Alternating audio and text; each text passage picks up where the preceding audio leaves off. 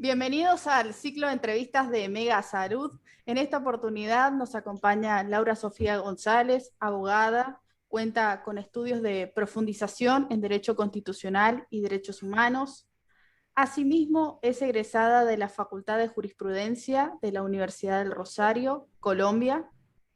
Es co-host del podcast Habla. Bienvenida, Laura. Hola Gabriela, gracias por la invitación que me haces, muy contenta de participar y espero pues ayudarles y darles una nueva visión del tema que vamos a hablar el día de hoy. También nos acompaña Giselle Varela, abogada, egresada de la Universidad Nacional de Cuyo, Argentina. Es docente de la Universidad de la Marina Mercante. Cuenta con especialización en Derecho del Consumidor de la Universidad Nacional de Cuyo, especialización en Derecho Administrativo de la Procuración del Tesoro de la Nación, de la Ciudad Autónoma de Buenos Aires, en la Escuela Superior de Guerra, estudios de especialización en Derecho Internacional Humanitario del Instituto Nacional de Derecho Aeronáutico y Espacial, y Seminario de Justicia en América Latina en la Procuración del Tesoro de la Nación Argentina. Bienvenida. Bueno, muchas gracias a ustedes por la invitación y estoy la verdad muy contenta de tener la oportunidad de tratar este tema. Vamos a dar comienzo a la entrevista sobre muerte digna y cuáles son sus implicancias. Muy bien, para comenzar, ¿por qué debemos mencionar muerte digna al hablar de eutanasia?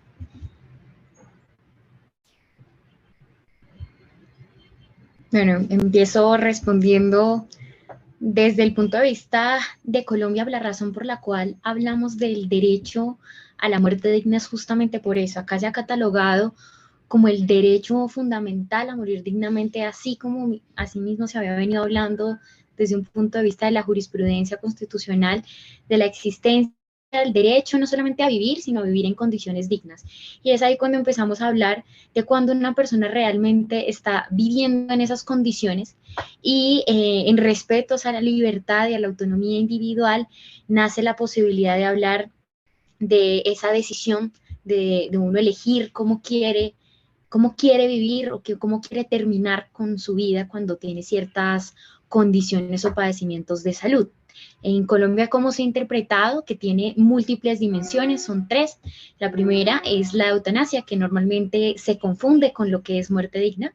La segunda, que es la limitación del esfuerzo terapéutico o la readecuación de las medidas asistenciales, y la tercera, que son los cuidados paliativos, que más adelante pues estaremos ahondando en qué es cada una de estas, pero básicamente cuando uno responde aquí en Colombia qué se considera como morir dignamente, no se habla que hay una única respuesta correcta. Esta respuesta más bien la tiene que dar cada persona conforme a su criterio, a su identidad, a sus principios, a su entorno, a sus necesidades. Y a responder esa pregunta, yo creo que más que decir cómo quiero morir, porque efectivamente hay mil maneras de morir y no es fácil definir cómo quisiéramos terminar con la vida de la persona, es más fácil de pronto decir, en caso de que yo llegue a estar en una cierta condición, ¿cómo no quiero terminar mis días? Para algunos esa pregunta a veces está muy relacionada a Dios decide cuándo inicia mi vida y cuándo es el final de ella, pero para otras personas morir dignamente tal vez es morir con la atención adecuada de los médicos, morir con un tratamiento a sus enfermedades.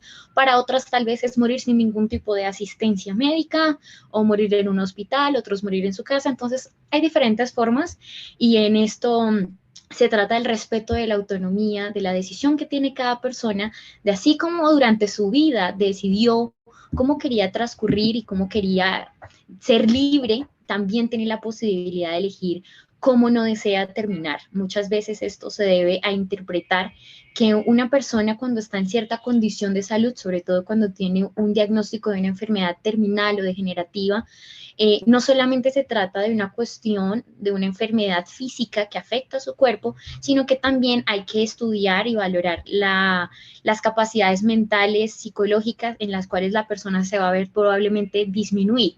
Y es ahí cuando se habla del tema de muerte digna. Por eso creo que es importante dejar desde un principio muy claro que muerte digna, primero, es un derecho en nuestro país, en Colombia, y que más allá de eso comprende, si bien la eutanasia, hay otras alternativas como los cuidados paliativos.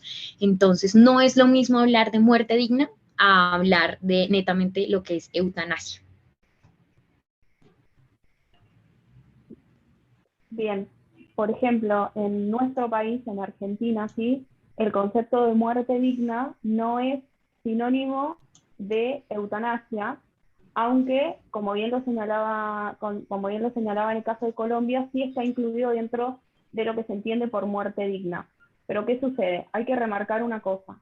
Primero, nuestro país, ¿sí?, en el año 1994 reforma nuestra ley fundamental, que es nuestra Constitución Nacional, y en esta Constitución sí se incorporan en el artículo 75, inciso 22, se incorporan diversos tratados internacionales en materia de derechos humanos, a los cuales se le otorga una jerarquía equivalente a la de la Constitución Nacional, ¿sí? Estos tratados, ¿por qué son importantes y por qué inciden tanto en este tema? Porque tratan el derecho a la salud, ¿sí? Entonces, si vamos a tratar el derecho a la salud, no solamente vamos a contemplarlo desde que tiene lugar la vida, ¿sí?, transcurre, sino también cuando finaliza la misma, ¿sí?, y asociado a la dignidad, y a la dignidad que toda persona merece por el solo hecho de ser persona, de ser ser humano, ¿bien? Si bien tenemos, como más adelante vamos a explicar detalladamente, está contemplado, ¿sí?, el caso de la eutanasia es un caso muy particular en nuestro país. No está aprobado, ¿sí?, como sí sucede en Colombia y en otros 6 países más del mundo, pero lo que es muerte digna es importante resaltar, ¿sí?, que sí está contemplado, sí está permitido. ¿Por qué? Porque la muerte digna no es proporcionarle los medios a la persona para que, en el caso que padezca una enfermedad terminal o se agrave su situación, ¿sí?, de manera tal que no la haga más digna, ¿sí?, se le otorgan determinados medios, ya sea, no sé, una sustancia tóxica, ¿bien?, o de repente no se le aplique un tratamiento, sino que la muerte digna apunta a ¿qué? A evitar cualquier interferencia, ¿sí?, una interferencia que puede ser de tipo religioso, de tipo jurídico, ¿bien?, o de tipo médico, que le impida a la persona morir dentro de los términos que ella considera digna, ¿bien?, de lo que considera que debe morir. Ahora, ¿nos podrían explicar a qué nos referimos con el término eutanasia?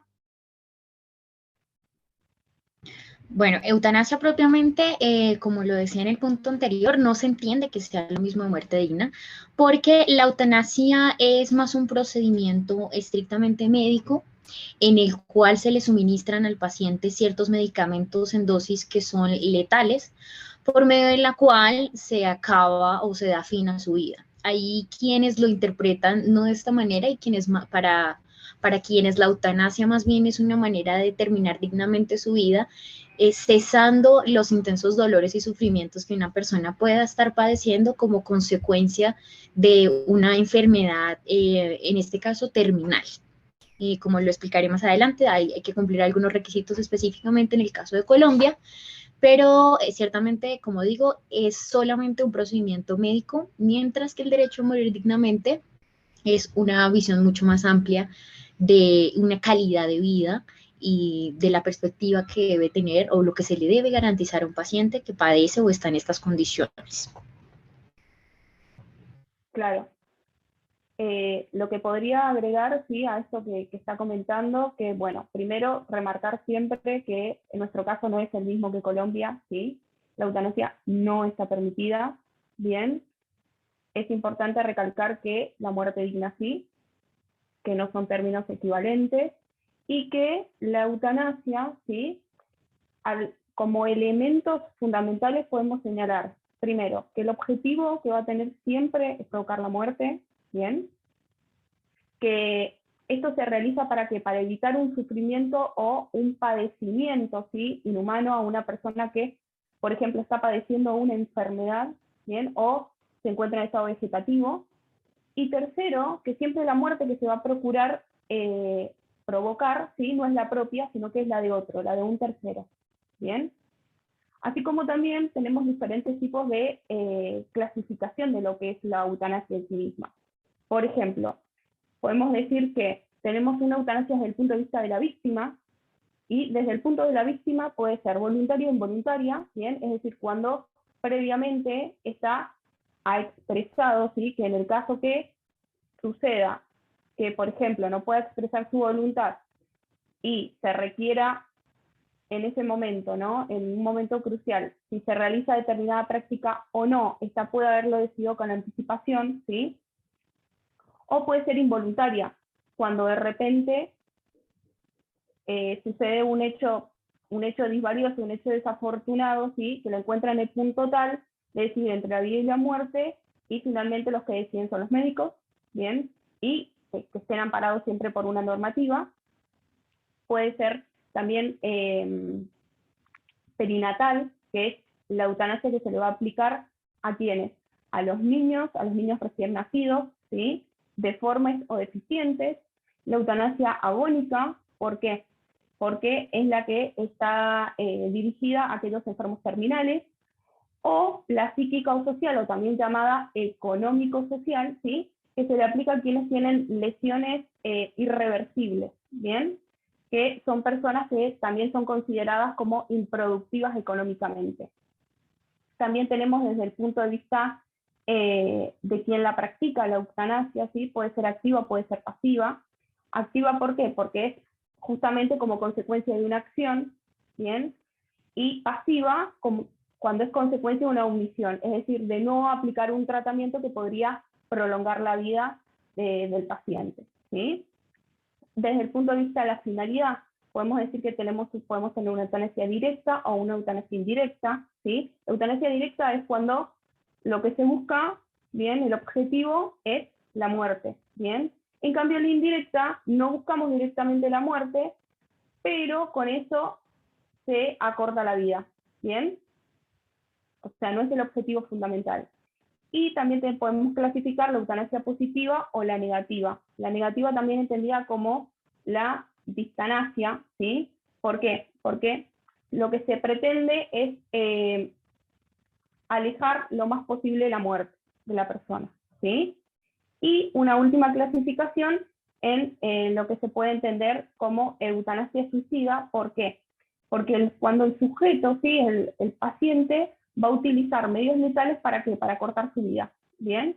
O para mitigar el sufrimiento que está padeciendo, y como consecuencia se produce la muerte. Un pequeño, no sé si podría hacer un pequeño paréntesis, ¿sí? En esto de lo que es la eutanasia, que me pareció importante, que encontré, por ejemplo, resaltar uno de los antecedentes en lo que sería el derecho comparado, ¿sí? En Estados Unidos, que se empezaron con una práctica que se denominaba living will, ¿sí? O testamento biológico. ¿Esto de qué trata? Trata de que de una declaración, ¿sí? Que hacían formalmente las personas ante dos testigos, ¿bien? Y manifestaban que en el caso de que llegaran a padecer una enfermedad, trata de que de una declaración, ¿sí? Que hacían formalmente las personas ante dos testigos, ¿bien? Y manifestaban que en el caso de que llegaran a padecer una enfermedad terminal o incurable, ¿sí? O muy dolorosa, ¿bien? Ellos decidían no aplicar algún tipo, ¿sí? de medio terapéutico extraordinario que permitiera prolongar su vida. Como puntapié. Me pareció interesante resaltar esto, ¿sí? Muy bien. ¿Y cuál es el marco legal en Colombia, porque aquí no es legal, de la eutanasia? Bueno, es un tema que ha sido bastante polémico y antes de contestar en concreto toda la pregunta, debo decir que Colombia, al igual probablemente que Argentina, es una sociedad bastante conservadora, en donde la mayoría de las personas se identifican o dicen que son católicas. Entonces, es muy difícil hablar abiertamente de estos temas. En ese orden de ideas, tal vez les parezca curioso por qué Colombia, si es tan tradicional y conservador, por qué tiene regulado o habla de eutanasia.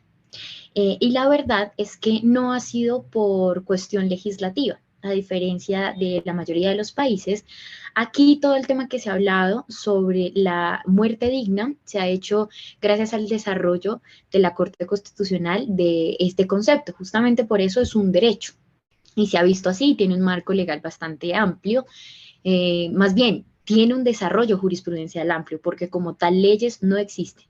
¿Y cuál es el marco legal en Colombia, porque aquí no es legal, de la eutanasia?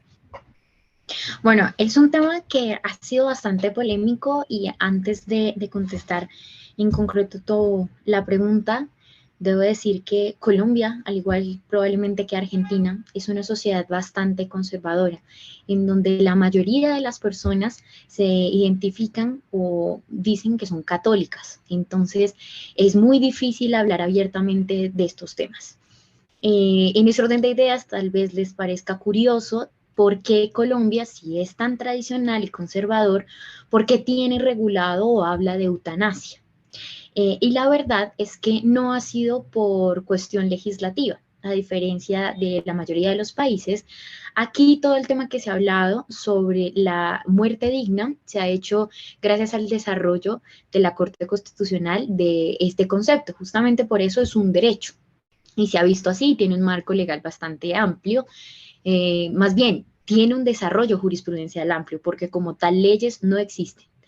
En Colombia, cuando se empezó a hablar de muerte digna, más o menos desde el año 93, y ya formalmente la primera sentencia desde la cual se despenaliza, porque no es que se legalice como tal la eutanasia, sino que se hace una interpretación de un delito que era el homicidio por piedad, el cual hasta el día de hoy existe en el Código Penal colombiano, pero se hizo una interpretación en la cual se abría la posibilidad y se especificaron cuándo se podía practicar el procedimiento de la eutanasia sin que se estuviera incurriendo en el delito de homicidio por piedad.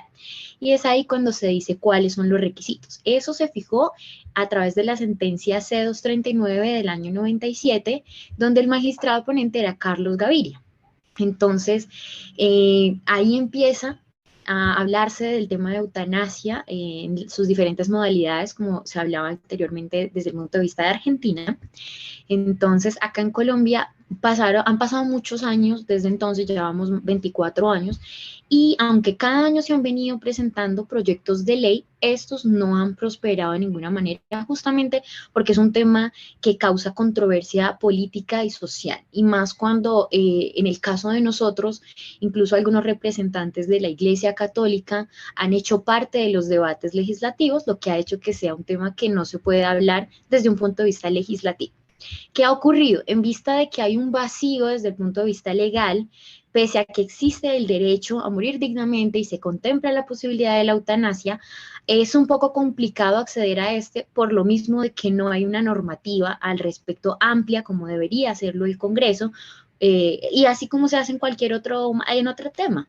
Entonces, ¿qué es lo que ha venido pasando? Desde esa sentencia, la Corte ha venido exhortando al Congreso para que legisle la materia, como no lo ha hecho. En el 2015 emitió una sentencia en la cual ordenó al Ministerio de Salud, que ya hace parte de la rama ejecutiva, para que reglamentara el tema. Entonces, a raíz de ahí tenemos la resolución 1216 del 2015 y recientemente, el 1 de julio de este año, salió la resolución 971 del 2021, en la cual se habla sobre el tema de eutanasia y de objeción de conciencia, de consentimiento informado, de consentimiento previo, que más adelante lo voy a abordar. Pero bueno, es lo que hay en este momento y es lo que el marco normativo que hay en nuestro país.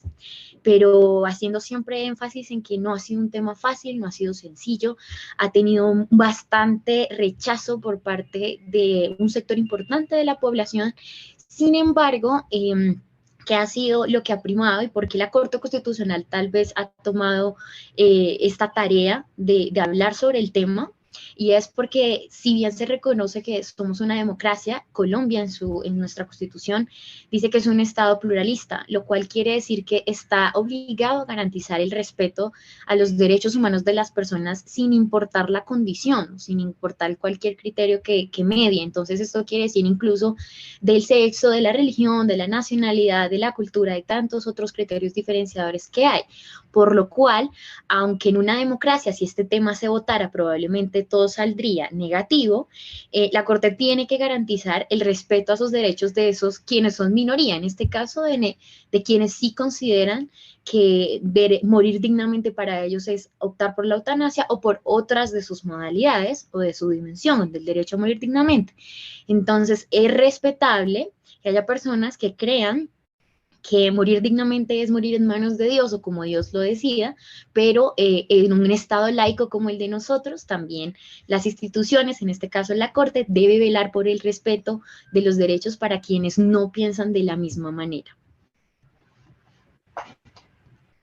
Exacto, coincido, o sea, desde un punto de vista, a ver, si lo vamos a analizar a la luz de la pregunta, ¿sí? Es decir, desde el punto de vista legal, ¿bien? Hay que entender primero que las leyes, ¿sí? Están previstas de modo general y para perdurar en el tiempo, de manera tal que también expresa el sentir de una sociedad, la necesidad, responden a una necesidad social, ¿bien? Entonces, hablar de muerte digna, ¿bien? Entendiendo, en este caso, por ejemplo, en el de Argentina, al que yo específicamente estoy hablando, ¿no? Entendido y asociado no solamente al concepto de dignidad de ser humano, ¿sí? Que todos tenemos por el solo hecho de ser tal, ¿sí? Sino también a este nuevo marco jurídico que tenemos a nivel internacional, que tiene jerarquía igual que nuestra norma fundamental, como lo son los tratados en materia de derechos humanos, que contemplan justamente este derecho a la salud que estaba señalando anteriormente. Entonces, entre lo que tenemos el reconocimiento del derecho a la salud y la dignidad como un derecho implícito, ¿sí?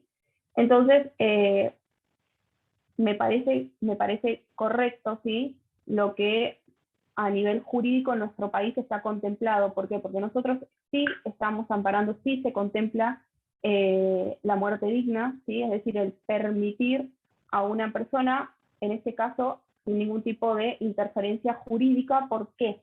Porque, por ejemplo, nosotros tenemos una ley, primero sancionada en el 2009, reformada posteriormente en el año 2012, ¿sí?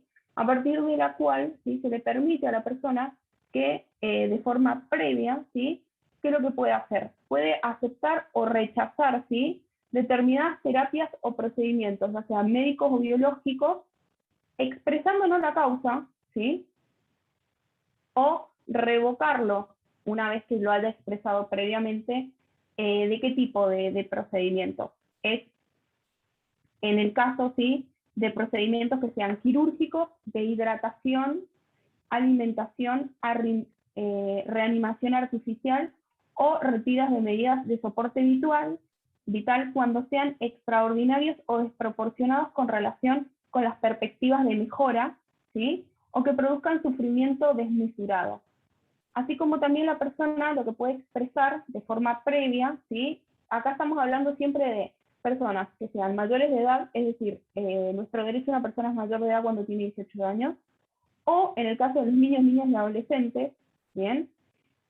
A partir de los 16 años, que tienen la posibilidad, ¿sí?, de decidir respecto de su propio cuerpo. Entonces, lo que se le permite a través de esta ley es que expresen de forma previa, lo manifiesten, ¿sí? Si quieren que en el caso de que padezcan una vez se les haya diagnosticado una enfermedad terminal, ¿sí?, irreversible, incurable, o cuando hayan sufrido lesiones, ¿sí?, que lo coloquen en una situación tal, ¿sí?, que sea equivalente, ¿sí?, a una enfermedad terminal, es decir, que le produzca un padecimiento desmesurado, ¿sí? Entonces, en ese caso, lo que se les va a permitir a estas personas es que expresen si quieren o no rechazar, entonces, como les dije, los procedimientos quirúrgicos de hidratación, alimentación, reanimación artificial o retiro de medidas de soporte vital, ¿sí? Así como también tienen derecho a rechazar procedimientos de hidratación y alimentación cuando estos procedimientos produzcan como único efecto la prolongación en el tiempo de su estado terminal e incurable. En este caso no me considero que soy la persona más acertada para decirlo, si no las invitaría a alguna de ustedes, no sé, de las entrevistadoras, si quieren así brevemente señalar, ¿no?, a la audiencia cuál es la diferencia entre el estado vegetativo, ¿sí?, o con una enfermedad o con un hecho, ¿sí?, que produce o lo va a colocar a la persona en una situación tal que lo va a llevar a la muerte.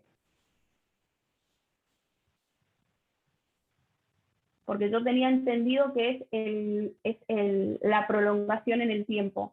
En un estado vegetativo nosotros tuvimos por ejemplo, no sé, un accidente o fue como consecuencia de una intervención jurídica, ¿bien? Una intervención quirúrgica, y entonces la persona quedó en un determinado estado, ¿bien? Y esto es prolongado. En cambio, en la otra situación tenía entendido que es repentino. ¿Puede ser? Sí, sí, es así la definición. Lo que pasa es que puede ocurrir que una persona puede llegar a sufrir un traumatismo como un TEC grave o cualquier otro acontecimiento que, que sea tal la gravedad que llegue a estar en ese estado que sea vegetativo. Claro, pero ahí, de acuerdo a lo que yo había estado investigando, ¿no?, que esto también hace e influye, ¿sí?, en estos casos de lo que sería la muerte digna y específicamente en el caso de la eutanasia.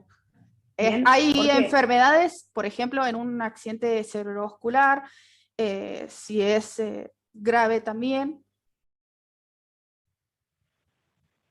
Claro, claro. Y las posibilidades, sí, que tiene una persona que de repente, ¿no?, si no se le aplica una eutanasia, bien, en estado vegetativo, las posibilidades que tiene de recuperarse, que una persona que de repente sufrió intempestivamente esta situación, como digo, es valiosa, que la coloca en un estado tal que va a encontrarse entre la vida y la muerte, bien, y que lleva a remitirse a lo que la persona haya expresado respecto de esto, o lo que, por ejemplo, en el caso de una persona menor de edad, puedan haber expresado su padre, madre o tutor, ¿no? Claro, puede surgir en el caso de un accidente cerebrovascular grave, que sea tal la gravedad que la persona quede en esas condiciones y puede durar años. Claro. Solamente la persona sigue respirando por sus propios medios, pero en otras ocasiones también suele mantenerse con vida gracias a la asistencia respiratoria mecánica. Claro, claro, claro. Por eso, o sea, y cuál es la posibilidad o no de la recuperación, ¿no?, y la factibilidad o no. Creo que también es un buen punto como para debatir, más allá de lo que señalaban en el caso de Colombia, asociado con la dignidad, lo cual coincido plenamente, ¿sí? Hay que ver la dignidad no solamente desde que comienza la vida del ser humano, el desarrollo, sino también para los últimos momentos de la vida, ¿no? Esto analizado conjuntamente con lo que se tiene que entender como derecho a la salud. Laura, ¿podrías expresar tu opinión? Bueno, a diferencia de lo que pasa en Argentina, en los escenarios que escuchábamos, en Colombia los parámetros de la eutanasia son bastante estrictos. El primero de ellos, solamente puede acceder los pacientes que son diagnosticados con una enfermedad en etapa terminal, que padezcan un intenso dolor o sufrimiento y que no se pueda aliviar de otra manera. Es un procedimiento que solamente está autorizado para realizarlo un médico y debe tener expresamente el consentimiento del paciente. Es un consentimiento que obviamente debe estar previamente con información y ser consciente de las consecuencias que esto tiene, después de haberse analizado efectivamente cuáles son los tratamientos que tiene y cuál va a ser su condición más adelante. Digamos que se sabe que la muerte es irremediable, es algo más que cierto a lo que vamos a llevar todos los seres humanos. Sin embargo, es una manera a veces la eutanasia de adelantar esto que es inevitable y de esta manera tal vez evitarle a las personas que están en ciertas condiciones padecer por algunas circunstancias que son difíciles, que incluso para algunos es hasta humillante o va en contra de vivir con dignidad. Y entonces ahí es donde vamos a hablar de que es importante siempre ver estos procedimientos, no solamente de la eutanasia propiamente dicha, sino de los cuidados paliativos, de la muerte digna, en que hay que velar por la buena calidad de vida del paciente, por el bienestar, teniendo en cuenta que en el caso de la eutanasia, pues que ya el tratamiento probablemente no es lo más viable y no está siendo lo mejor para su condición, y independientemente de si la persona ya optó o no por los cuidados paliativos. ¿Esto qué quiere decir? Una vez especificados cuáles son los parámetros, podemos hablar de que, a contrario a lo que pasa en Argentina, acá en Colombia, ciertamente una persona que está en estado vegetativo no podría aplicarse la eutanasia, salvo que haya dejado un consentimiento previo. Pero si una persona está en coma, por ejemplo, no puede expresarse y decir, yo quiero que me practiquen o la eutanasia, ¿sí? No, no lo puede hacer porque no puede ni hablar, no puede expresarse, no puede decir nada. Entonces, de ahí la importancia de que quien es el titular de la vida es quien toma la decisión de cómo quiere que ésta termine, obviamente si está dentro de las condiciones del marco legal. Por lo cual, en el caso de una persona que esté en estado vegetal, en coma, no podría hacerlo. Ahora, tampoco lo puede hacer en ningún caso ni el familiar, ni ningún familiar, ni un médico tratante, porque volvemos a lo mismo, es el titular quien decide sobre su vida. Entonces es un escenario un poco distinto a lo que se planteaba desde el punto de vista de Argentina. Exacto. Y unido a esto, quisiera acotar un poco con lo referido al tema de la objeción de conciencia, ¿sí? Porque si bien en Argentina el médico tiene derecho, ¿sí? Tiene derecho a objetar en virtud de su pensar y de su creer, también la normativa, ¿sí? Prevé que aquellos médicos que participen en estas, digamos, en estos procedimientos no van a tener ningún tipo de sanción, ni de tipo penal ni de tipo civil, así como tampoco administrativa. Sí, es similar a como pasa acá en ese punto, y es la razón por la cual les explicaba desde un inicio que se despenalizó desde el año 97. No es como tal que se legalice la eutanasia, sino que se despenaliza una conducta que sí estaba prohibida por el Código Penal. En ese orden de ideas, el médico que practica el procedimiento de la eutanasia no está cometiendo ninguna falta ni de tipo administrativo, ni mucho menos penal, que era el temor.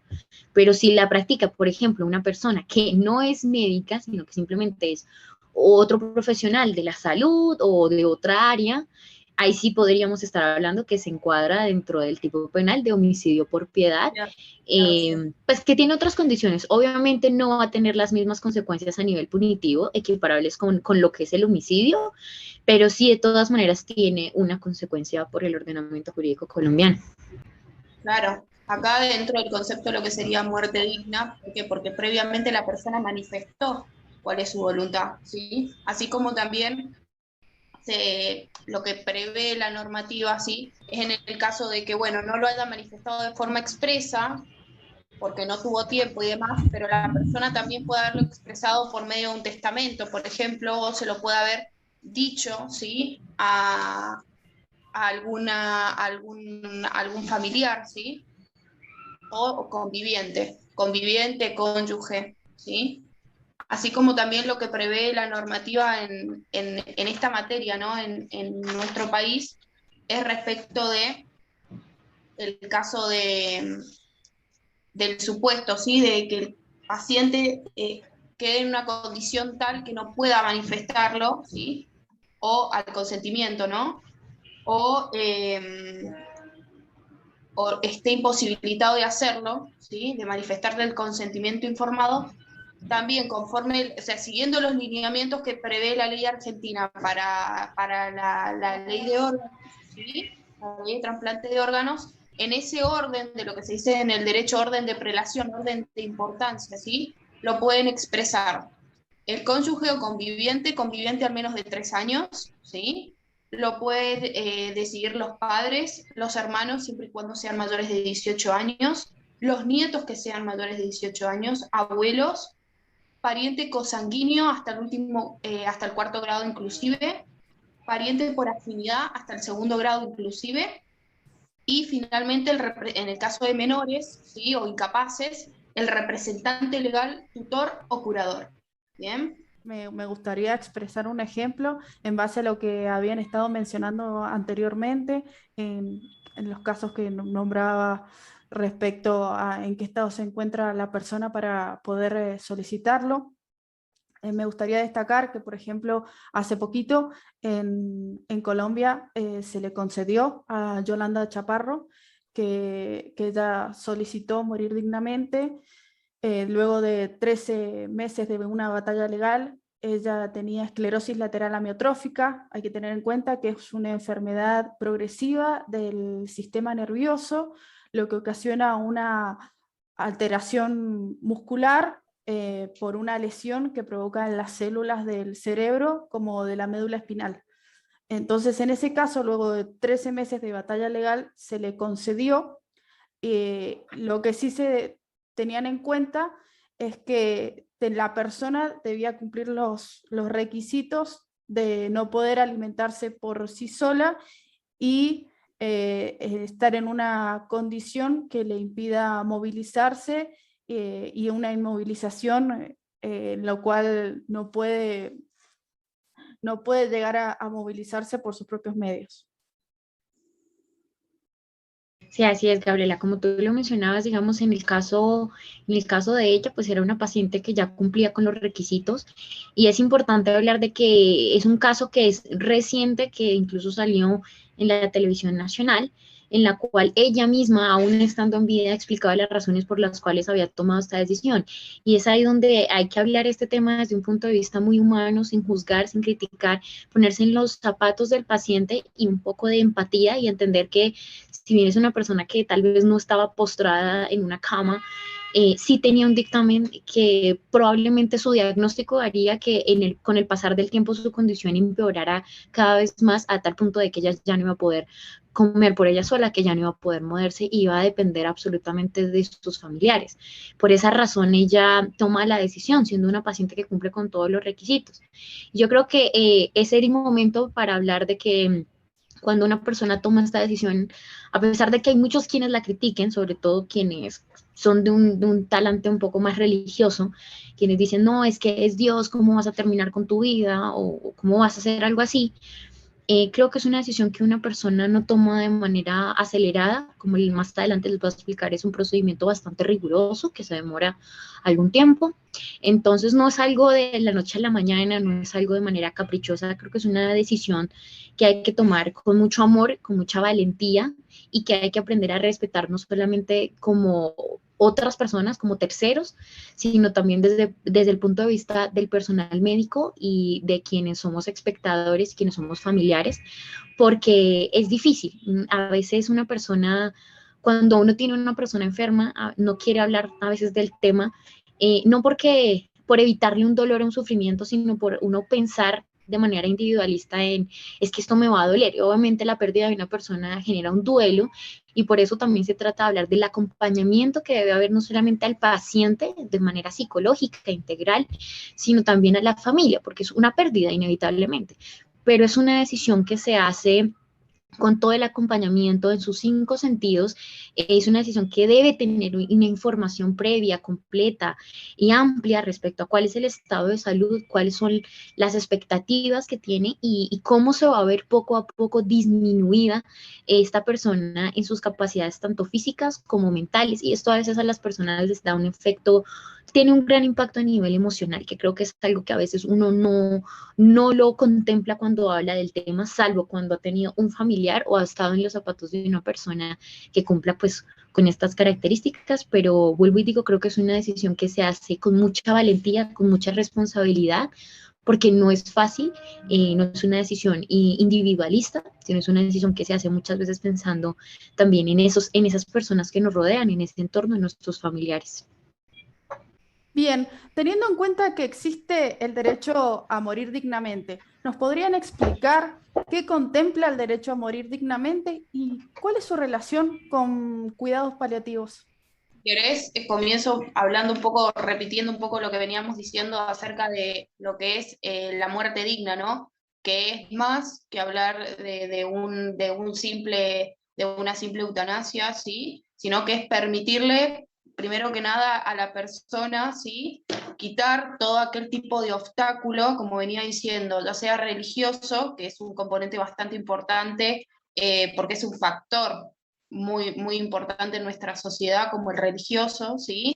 Desde el punto de vista normativo, es decir, que el Estado, ¿sí?, se coloque, responda a lo que es o no una necesidad social. Yo creo que en ese caso hay que dar oportunidad para hacer este tipo de debates y que la gente exprese qué es si realmente se necesita o no este tipo de regulación en ese sentido. Yo creo que sí, bien.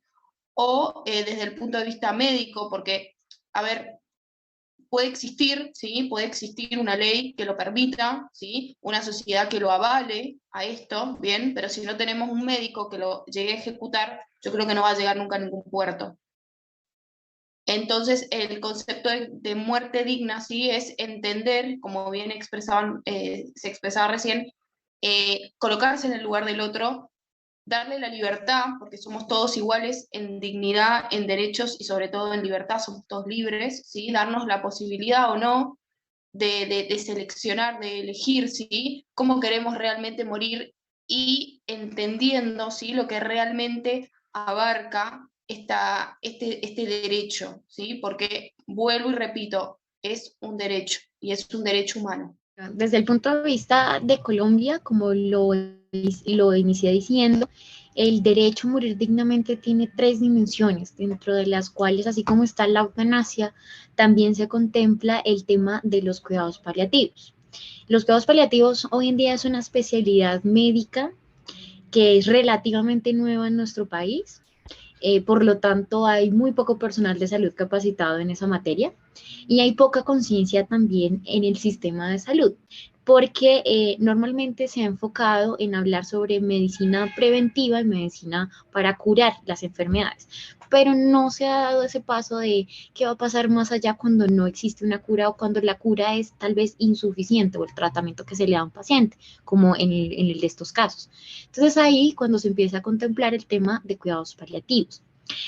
Respecto a esto es indispensable que se reconozca que no solamente tiene que darse una atención en cuanto médicamente, ¿sí? O sea, no solamente es cuestión de darle atención adecuada por parte del profesional capacitado, brindarle los medicamentos, los insumos médicos, sino que también se tiene que hablar, por ejemplo, a veces de contar, en el caso, por ejemplo, acá en Colombia hoy en día se considera que parte de los cuidados paliativos pueden ser los pañales, que en algunos casos las personas pueden llegar a necesitar, cierto tipo de insumos médicos, y más allá de eso volvemos al tema de un acompañamiento o una atención integral. Esto quiere decir también un soporte desde el punto de vista psicológico y psiquiátrico, emocional para el paciente, que es importante, que no solamente debe ser para el paciente, sino también a veces para sus familiares, porque de una u otra manera hay que prepararse para lo que va a venir. Entonces, desde ese punto de vista, el tema de cuidados paliativos pues es más amplio de lo que a veces se espera, pero es algo que nos ha tomado un poco hasta por sorpresa, se ha venido hablando apenas en los últimos años, pero creo que ustedes como profesionales de la salud saben mejor que nosotros hasta dónde abarca, pero con la mención o dejando claro en mi punto de que aunque a veces no se asocie en concreto con el tema de muerte digna, hace parte y se contempla dentro de este marco del gran derecho a morir dignamente. Exacto, ¿por qué? Porque estamos proyectando, estamos eh, mejorando la calidad de vida de las personas que sin este tipo de cuidados, ¿sí? No podrían llegar a tener una muerte digna. Bien, yo lo que quería agregar a esto, que dice que se enfoca desde el punto de vista de Colombia, bueno, en Argentina es exactamente igual, ¿sí? ¿Por qué? Porque nosotros estamos parados también en lo que define la Organización Mundial de la Salud como un cuidado paliativo. Los cuidados paliativos se entienden al conjunto coordinados de intervenciones sanitarias que están dirigidos de un punto de vista integral, ¿sí? No solo desde un punto de vista médico, digamos, desde el punto de vista fisiológico, sino también psicológico, no solamente al paciente, sino que también a sus familias, ¿bien? Entonces se trata de un conjunto de medidas que son de prevención y alivio del sufrimiento. ¿Por medio de qué? Por medio de la identificación temprana y el tratamiento del dolor y otros problemas físicos, mentales y espirituales, que se pueden llegar a realizar tanto en una clínica, en un hospital, como en la propia casa del paciente. Bueno, ampliando un poquito la definición y con lo que decían por parte de Argentina, en el caso de los cuidados paliativos hay algo que es importante destacar y es que implica manejo del dolor y un control adecuado a los síntomas que padece el paciente, es decir, que se le brinde nuevamente este concepto de atención integral a la patología y a lo que está viviendo en su entorno. Quería destacar que esa área de medicina sí existe en Argentina también, cuidados paliativos, y se les da un enfoque desde el área de oncología para pacientes oncológicos. Entonces, el enfoque que se le da es desde prevención y diagnóstico hasta el tratamiento de los síntomas, comprendiendo también los cuidados del final de la vida, dado que se orientan a brindar respuestas integrales a las personas afectadas por patologías oncológicas.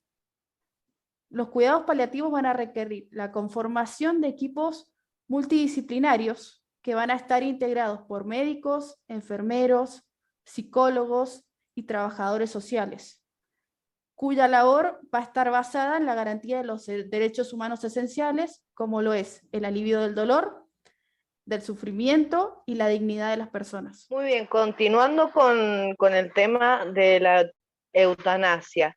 ¿Qué posibilidad hay de solicitarla y cómo se debe proceder para aquellas personas que desean solicitarla? Bueno, en el caso de Colombia, la eutanasia, como la explicaba en los puntos anteriores, es una decisión y es una petición que solamente puede hacer el titular. En este caso, el paciente que está padeciendo la enfermedad terminal y que tiene un dolor o un intenso sufrimiento.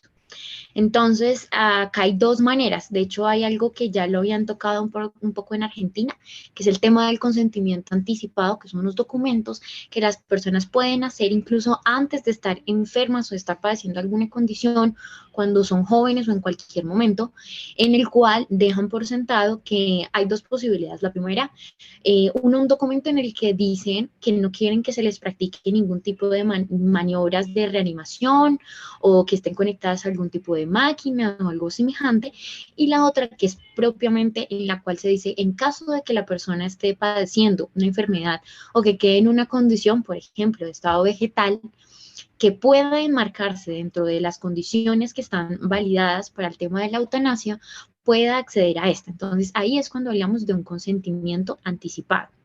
En cuanto al documento, ¿cómo se puede hacer? Se puede hacer, hay varias maneras. La primera se puede hacer con dos testigos, ¿Por qué con testigos? Porque la idea es que estas personas den fe de las capacidades y las facultades mentales de la persona al momento de tomar la decisión. Eso es algo que es supremamente importante y que lo vamos a ver en las distintas maneras que hay. Siempre corroborar que la persona está tomando la decisión consciente y con una información completa de cuál es su panorama desde un punto de vista de salud y física y mental. La otra es hacer la petición ante el médico tratante y la tercera es hacer una escritura pública que se hace ante un notario. Después, cualquiera sea de las vías por medio de las cuales uno hace este documento, el médico tiene el deber de incluir el consentimiento informado en la historia clínica del paciente, cosa que si de aquí a mañana llega a estar en uno de estos escenarios, se respete la voluntad y la decisión que la persona ha tomado por encima de lo que estén diciendo tanto sus médicos como sus propios familiares. ¿Qué pasa en el caso de los menores de edad? Es una decisión que igualmente la deben tomar los pacientes, no es una decisión de los padres. Entonces, ¿qué es lo que va a pasar? Que va a ser un poco más minucioso el análisis que se debe hacer respecto a esa voluntad y a esa decisión. Si es una decisión que se está tomando en el pleno de sus facultades con la información consciente, entonces es ahí donde los especialistas tendrán que determinar si esa voluntad, si el niño está en la capacidad de tomar una decisión de tal talante o no. Se puede solicitar incluso desde que el niño tiene 6 años en adelante, pero como vuelvo y lo digo, lo solicitas el paciente, no sus padres ni sus médicos. A partir de los 14 años, expresamente se puede dejar hecho o empezar a hacer este documento de voluntad anticipada. Y ahí es donde reitero, si una persona queda en estado vegetal y nunca hizo estos consentimientos informados, no hay manera de que se le pueda practicar la eutanasia. Ahora, ¿cómo funciona el procedimiento normal? Si una persona, independientemente si tiene o no el consentimiento o si lo ha dejado previo, ¿cómo se ejerce el derecho a morir dignamente cuando uno quiere la modalidad de la eutanasia?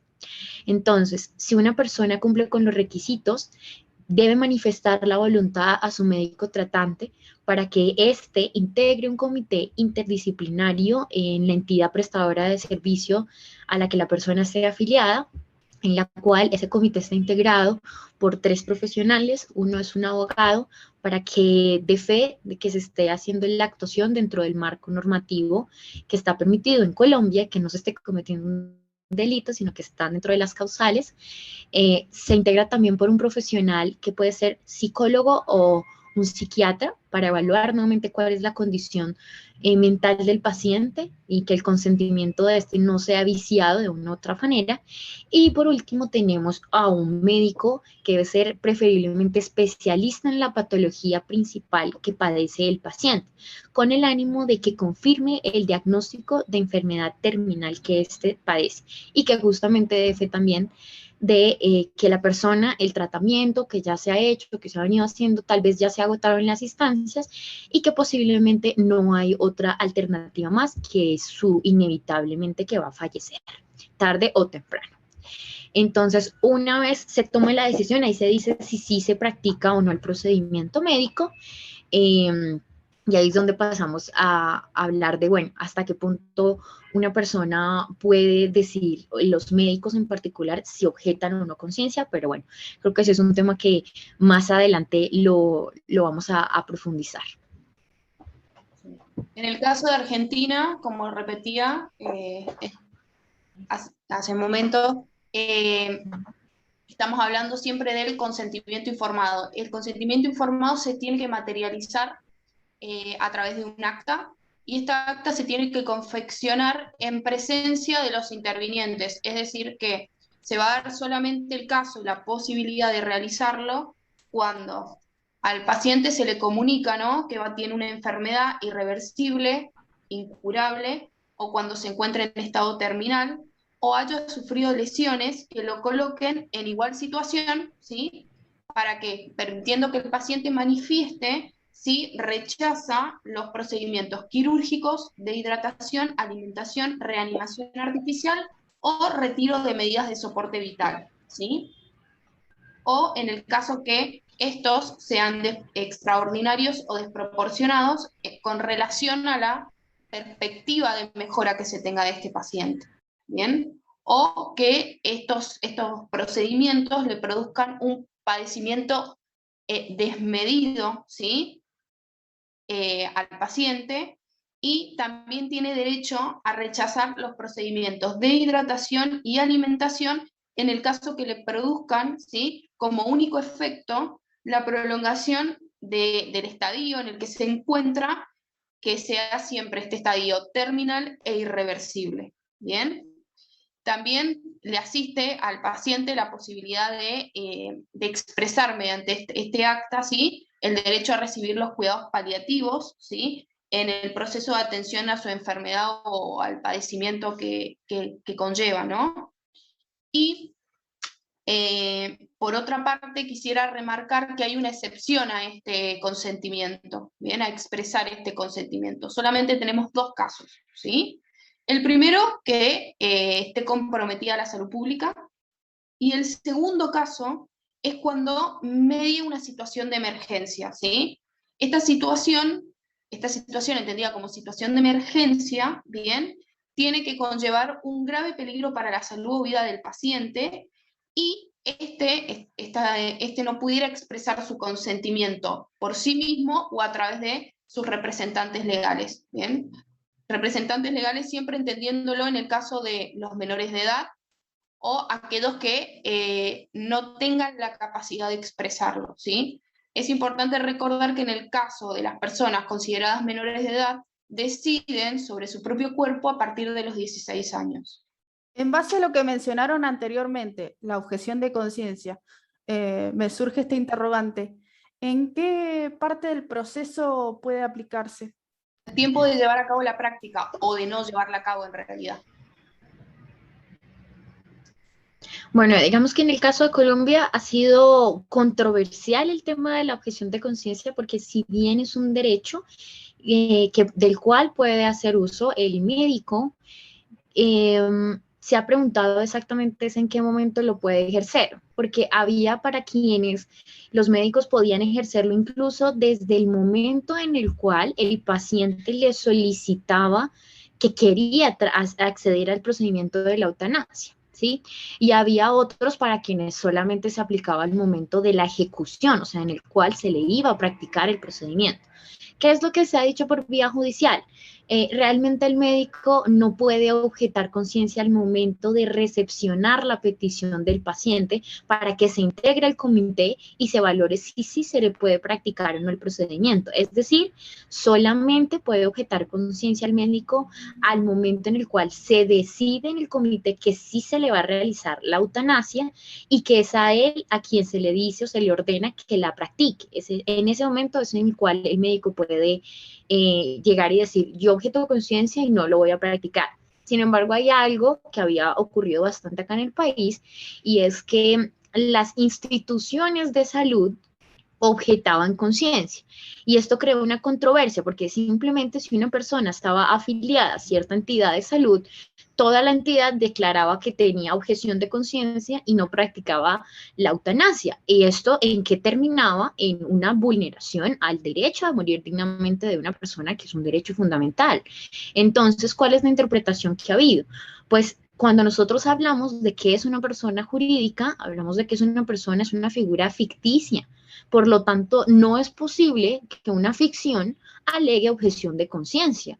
Y es ahí donde es claro tener precisión y decir que la objeción de conciencia solamente la alegan las personas naturales.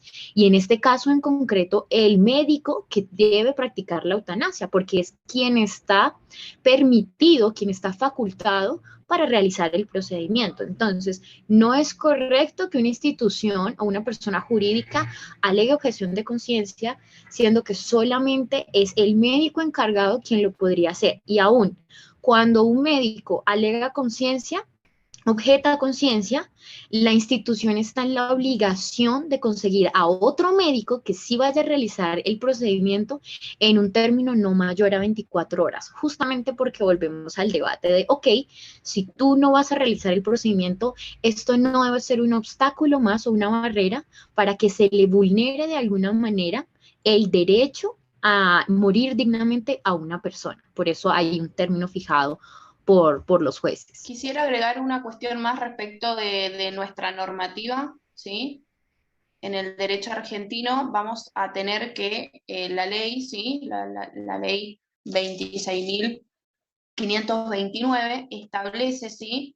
Lo que se entiende como directiva anticipada, ¿sí? Directiva anticipada entendida como la posibilidad que tiene toda persona, como siempre digo, capaz, mayor de edad, ¿sí? O en el caso de los menores a partir de los 16 años, ¿sí? De disponer directivas anticipadas respecto de su salud, ¿sí?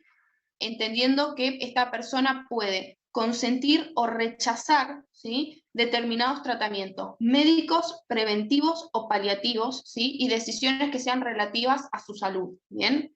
Estas directivas tienen que ser aceptadas por el médico que se encuentre a cargo en el momento que las lleve a cabo, ¿bien? Salvo aquellas que impliquen desarrollar prácticas eutanásicas, ¿sí? ¿Por qué? Porque se tendrán como inexistentes. Volvemos al punto de la consideración, sí, que se tiene en el derecho argentino respecto de la eutanasia en relación a la muerte digna, ¿bien? Que a diferencia de lo que nos explicaban en el caso de Colombia, que está incluido dentro de este concepto, en nuestro país, ¿sí? No está permitido, ¿bien? Está excluido. Bien, entonces respecto a esta declaración de voluntad, ¿sí? Esta directiva anticipada que da la persona mayor de edad, esta se tiene que realizar, ¿sí? Se tiene que llevar a cabo ante escribano público, ¿por qué? Porque es el que va a otorgar fe del acto, ¿sí? O en juzgados de primera instancia, ante la presencia de 2 testigos. El motivo de la presencia de los 2 testigos es exactamente el mismo que en Colombia, ¿sí? ¿Para qué? Para que también, ¿sí? Acrediten el estado en el que se encuentra la persona que va a expresar la voluntad, ¿sí? Que esté en condiciones de hacerlo, ¿bien? Y esta directiva puede ser modificada, lo que se dice en derecho puede ser revocada, cambiada, ¿bien? En cualquier momento, ¿sí? Bien, ahora para finalizar, me gustaría que expresaran su opinión personal o cuál es su visión respecto a este tema. En lo personal, yo tengo que decir que me parece que está bueno darse un debate, ¿sí? Partiendo del ser humano, del concepto de ser humano, de los derechos que como tal tiene, ¿sí?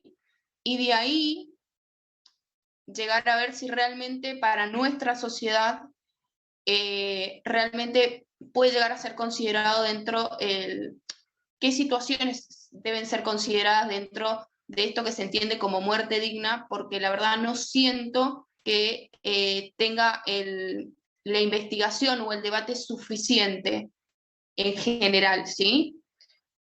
Lo que realmente para mí requiere una decisión tal como es decidir respecto de la muerte. Porque acá recientemente sí se ha estado decidiendo respecto de la vida, pero me parece que queda como pendiente esto de la muerte.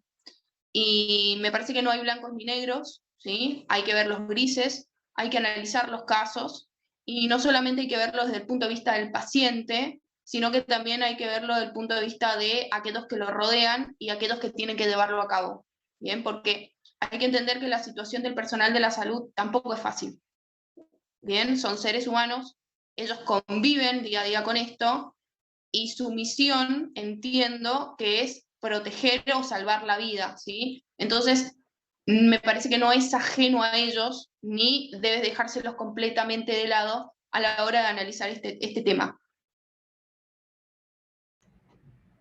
Bueno, respecto a cuál es el punto de vista que yo tengo sobre la materia, concuerdo con mi colega argentina, y es un tema álgido que tiene mucha polémica a nivel social, a nivel político, que es controversial, más en países de América Latina por las circunstancias en las que nosotros vivimos y cómo es nuestra cultura.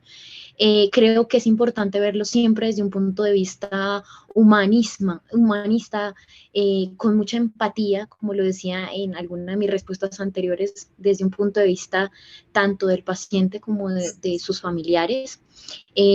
desde el punto de vista, por ejemplo, del Estado colombiano, si bien es cierto que Colombia es uno de los primeros países en el mundo y es el primero en América Latina que habla sobre el tema, que despenaliza el tema del homicidio por piedad, que habla sobre la eutanasia, sobre el derecho a morir dignamente, aún tenemos muchas cosas en deuda y creo que, por ejemplo, el hecho de que nuestro concepto esté tan cerrado, tan limitado a simplemente pacientes que padezcan enfermedades terminales, pero hoy en día de pronto se está pensando en extenderlo a hablar de condiciones crónico-degenerativas, que como ustedes, personal de la salud, bien saben, a veces puede terminar incluso en una peor condición o que es contrario a lo que realmente significa tener una vida en condiciones dignas.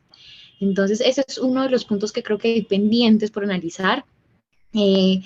Otro tema es que si bien acá ha habido un cambio, normalmente hay cambios, es más fácil dar los cambios desde un punto de vista de las instituciones, desde un punto de vista formal, pero para que haya un verdadero cambio social es difícil y tomará tiempo, y creo que eso es lo valioso de este tipo de espacios, de hablar, que las personas sepan que tienen derecho a morir dignamente, que no es un tabú y que independientemente de cuáles sean sus creencias o no, hay una opción y el Estado está en la obligación de proteger este derecho que tiene como ciudadano.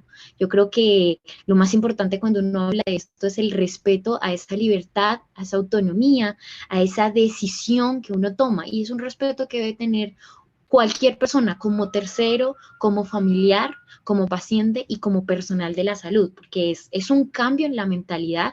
Ya no se trata de que el médico o el personal de salud se encarga de luchar contra o evitar la muerte de un paciente, sino más bien una transición a garantizar el bienestar y la calidad de vida de una persona. Entonces, creo que es un tema amplio del cual hay muchas cosas que aprender, pero es un mensaje más de respeto y de solidaridad, de empatía, que poco a poco se irá dando. Ese cambio social es demorado, pero se está dando y poco a poco se ha ido logrando, por ejemplo, en el caso de Colombia, como lo hemos visto el día de hoy. Y bueno, reiterar que la eutanasia, si bien es una manera de morir dignamente, no significa lo mismo. El derecho a morir dignamente es aún más amplio y comprende otras modalidades.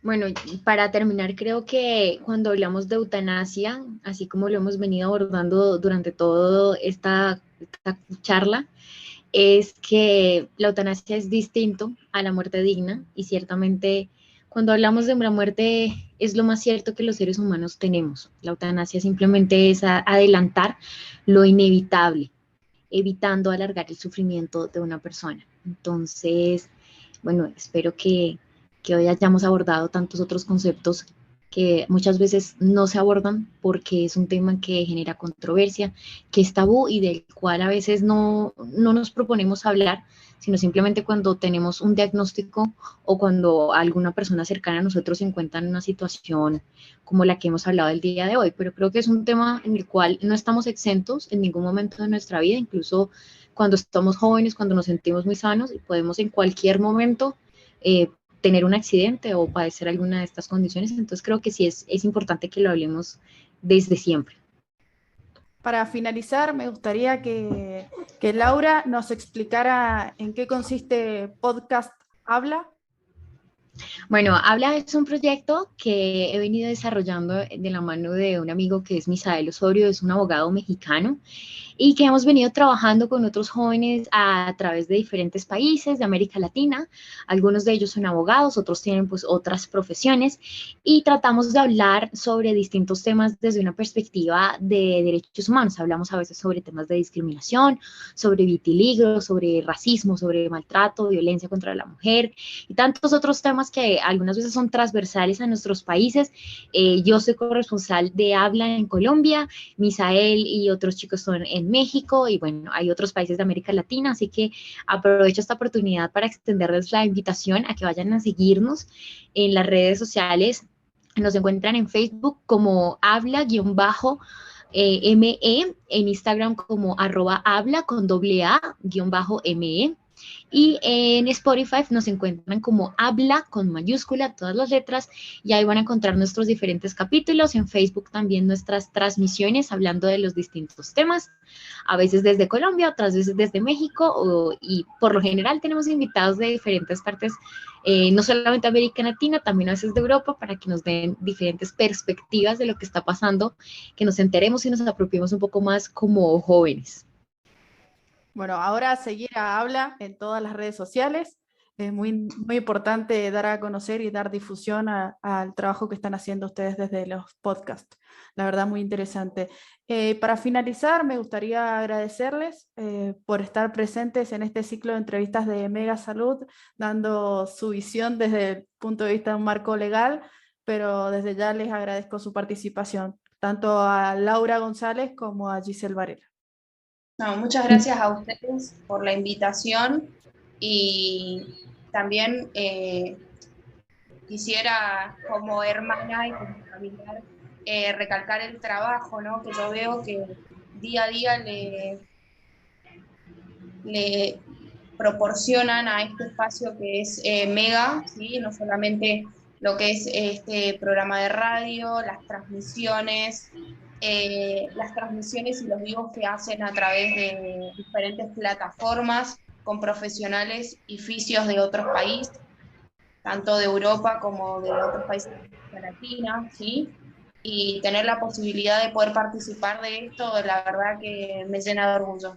Por mi parte también un agradecimiento para ustedes por este espacio que me han abierto, y qué bueno que hayamos tenido oportunidad también de hablar de este tema desde otra perspectiva, no solamente desde el punto de vista de Argentina. Creo que eso es importante y es enriquecedor. Colombia no fue el primer país en el mundo que habló del tema, pero lo ha hecho basado en lo que otros grandes han venido haciendo. Creo que esa es la manera de uno dar ideas y de aportar al debate, y no solamente desde un punto de vista jurídico, sino también hacer parte de ese cambio social que pues poco a poco se va dando y vamos construyendo entre todos. Muchísimas gracias a ambas por brindarnos esta entrevista tan especial, sobre todo por tratar con respeto este tema que es tan controversial y tan tabú a veces, pero que es necesario hablar. Así que muchas gracias a ambas y siempre recuerden, Mega cuida tu salud.